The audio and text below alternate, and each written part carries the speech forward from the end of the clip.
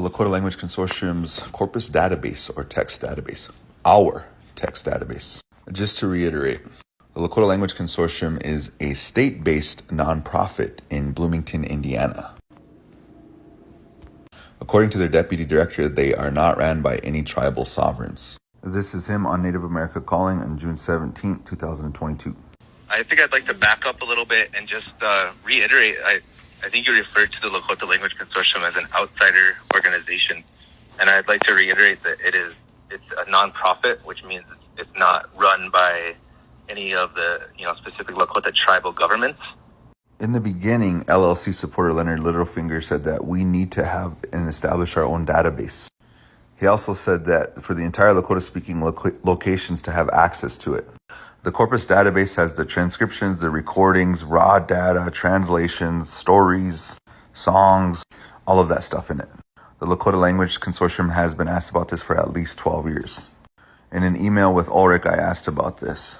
He said that they've been trying to make it available and that they have high publishing standards or something like that.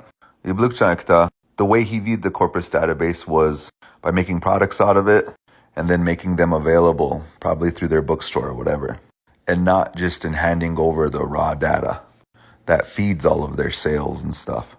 I'm not going to share that one though. I'll wait till discovery.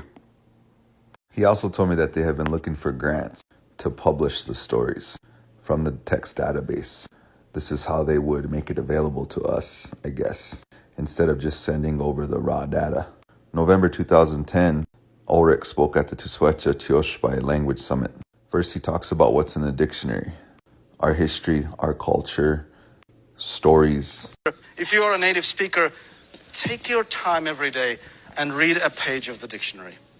The example sentences all come from fluent native speakers, and they tell stories about Lakota culture, about Lakota history, about Lakota life.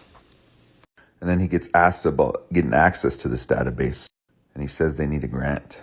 To download it would be difficult because the database is huge. You have to realize it has 40,000 entries, and it needs a strong computer server to run it, so it's not downloadable. But in the future, we hope to create a version on a CD that would be local, or we would have the sound and everything. It would be local. You could install it on your computer, but it depends on getting the grants for it.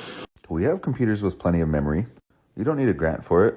Just give us what you got, all the raw data. We don't need it published. We don't need it written in an orthography. We don't need it to copyright it. And remember, that was 12 years ago, and we still ain't got it yet.